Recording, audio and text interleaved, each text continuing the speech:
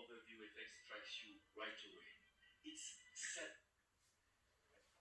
Hello, I'm doing this video as a one-take video because I really want to get this information out since Richard Branson just flew into space for the first time yesterday. I want to tell you about the absolute best value in space travel I found out there. I've actually been going to space in VR probably about 3 months now, but if I would have been on top of it, this video came out in December 2020. It's a VR video made called The Overview Effect by Targo.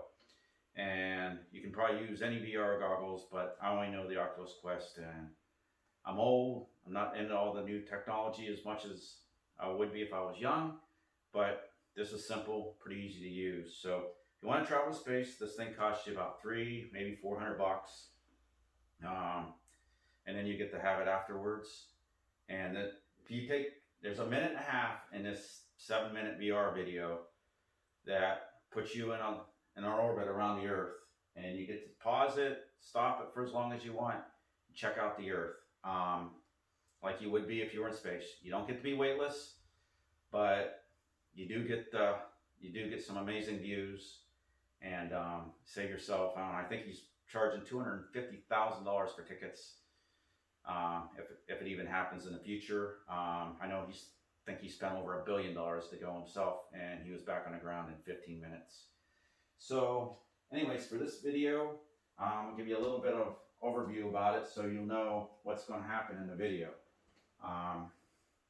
You're going to start out over top of the Mediterranean Sea, and you'll start at a very high altitude, and you'll come in to about 2,500 meters above the Earth, or kilometers above the Earth, and which representing in this globe is about 2.5 inches above the Earth.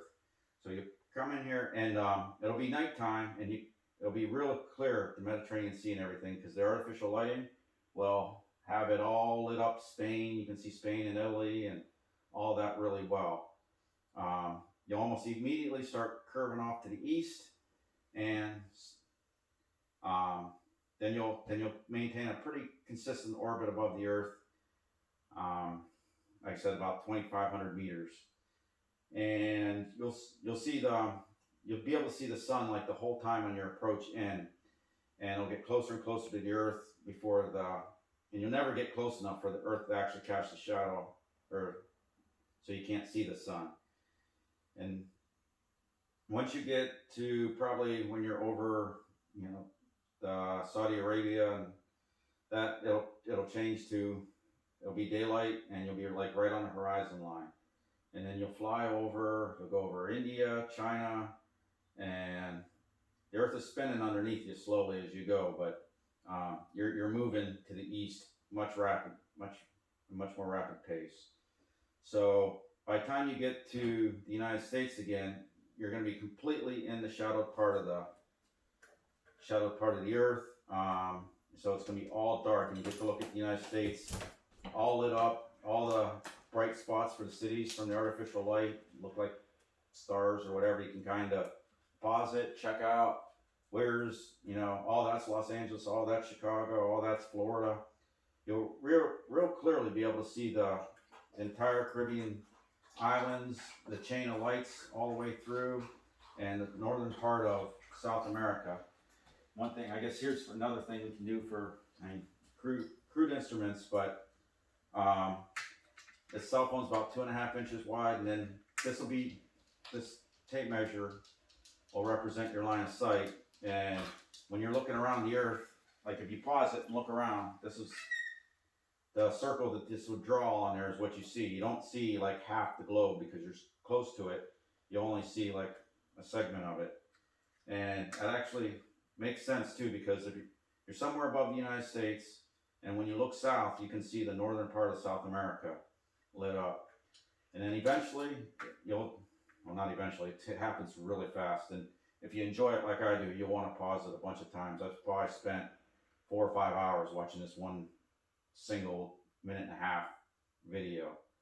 But you'll just come up, and then you'll start gaining altitude again. And when you get back over top of Spain and the Mediterranean, you'll see that the horizon line is right over Spain.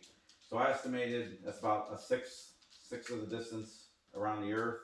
It rotated about a sixth of the way, while whatever spacecraft made this VR video for you.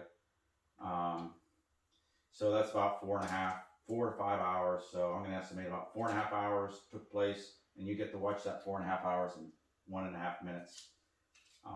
It's absolutely amazing.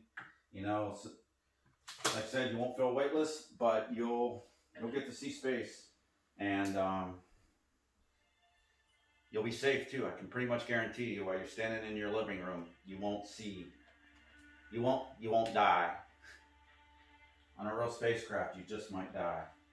So like I said, right now, I'm zooming in. I'm looking right at Spain and Italy. We're going to move off to the east. I see the Egypt and the Nile River Basin. And right about here is where it starts to be daylight again. Going over India. I'm over China now. There's Taiwan, Japan. Now I'm over the Pacific Ocean, looking at all kinds of clouds. The moon comes up over the horizon, going over some kind of storm system that's in the Pacific, bunch of clouds, still over the Pacific, and boom, there's the United States. And the lights, West Coast, East Coast, Chicago, looking down around Florida, and we slowly start to go up. I see Spain again, and you can even watch the horizon line as it moves across the Spanish Peninsula.